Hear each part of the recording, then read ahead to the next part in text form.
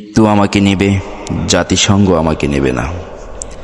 আমি তাই নিরপেক্ষ মানুষের কাছে, কবিদের সুধী সমাবেশে আমার মৃত্যুর আগে বলে যেতে চাই, সুধীবৃন্দ, ক্ষান্ত হন, গোলাপ ফুলের মতো শান্ত হন।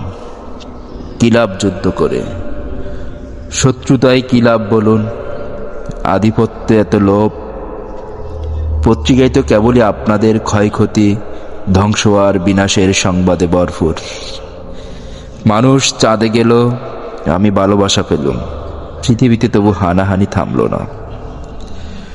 পৃথিবীতে তবু আমার মতন কেউ রাত জেগে নুলুভিখারির গান, দারিদ্র্যের এত অভিমান দেখল না।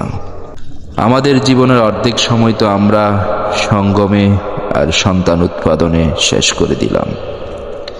সুধীবৃন্দ, তবু জীবনে কয়বার বলুন তো